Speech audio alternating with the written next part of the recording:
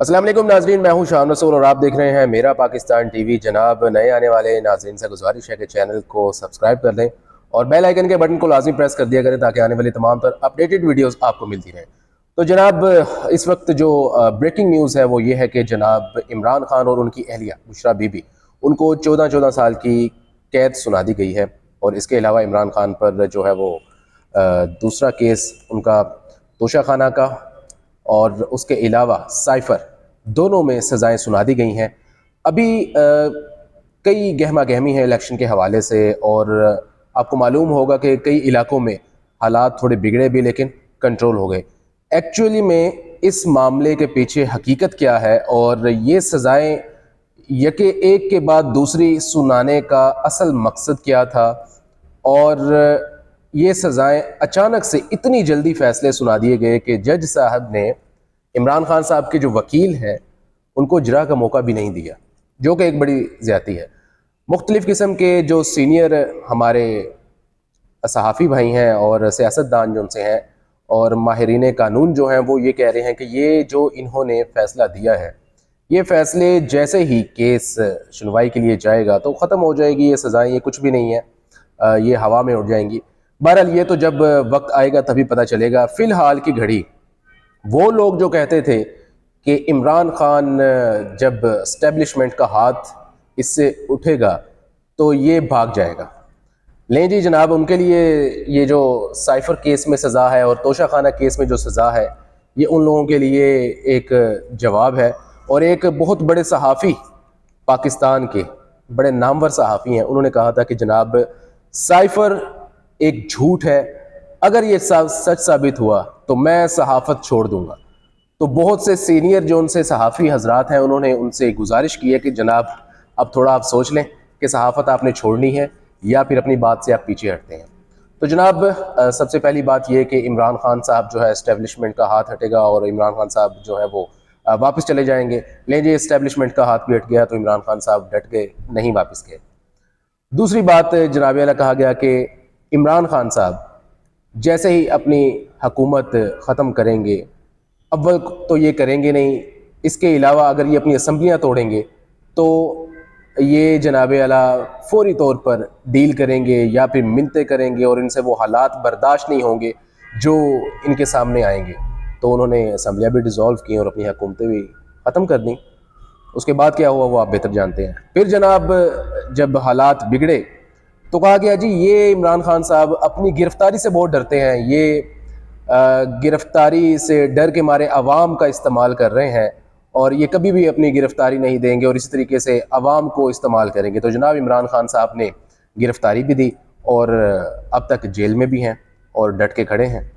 उसके बाद फिर से जनाब कहते हैं कि जब गिरफ्तार हुआ तो इस लाडले से जेल नहीं काटी जाएगी, एक दिन जेल में गुजारेगा तो उसके बाद जनाब ये मिन्नते तरले करने पर उतर आएगा और ये अपनी जो गलतियां इसने की हैं उस पर माफ़ी मांगेगा और फिर उसके बाद इसकी अगल ठिकाने आएगी। तो जनाब उन्होंने जेल भी काट ली, 6 माह तकरीबन होने वाले हैं वो जेल में हैं इस वक्त। और अभी तक तो खैर उन्होंने कोई इस किस्म की बात नहीं की, वो तो एक ही बात कर रहे हैं कि मेरी कौम को मेरा ये पैगाम है कि आपका कप्तान डट के खड़ा है, 8 फरवरी तक सब्र करें, 8 फरवरी को सब बाहर निकलें और अपना वोट जो है उसकी ताकत से अपने कप्तान का साथ दें।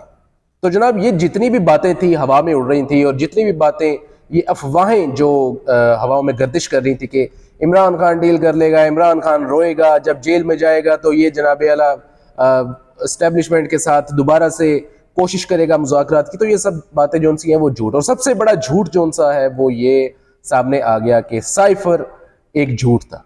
अगर झूठ था तो जनाब ये सज़ा किस बात पे हो गई है।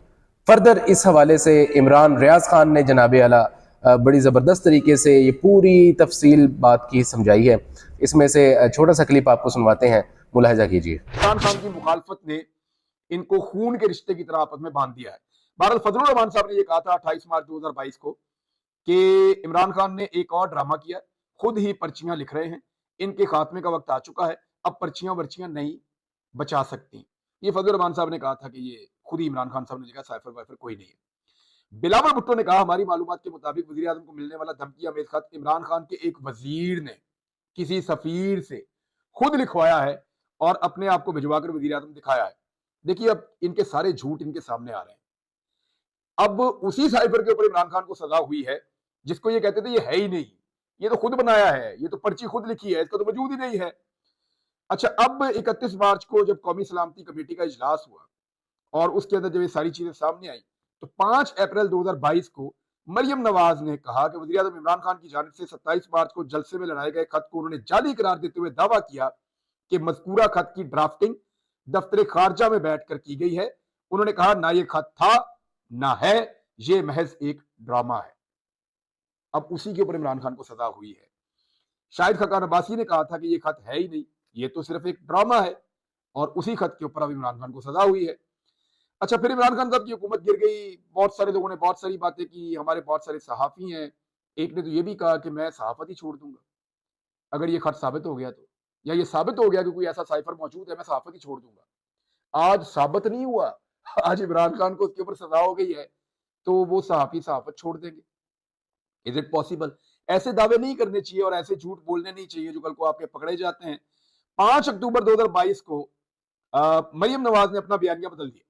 उन्होंने कहा कि साइफर लाखों आते रहते हैं, और पहले जिस साइफर को वो ड्रामा कह रही थी, बाद में उन्होंने उस साइफर को कबूल कर लिया। फिर कहा जी साइफर गुम कर दिया, कभी कहते थे साइफर जो है उसका गलत फायदा उठा लिया, कभी कहते थे ये गद्दारी कर दी।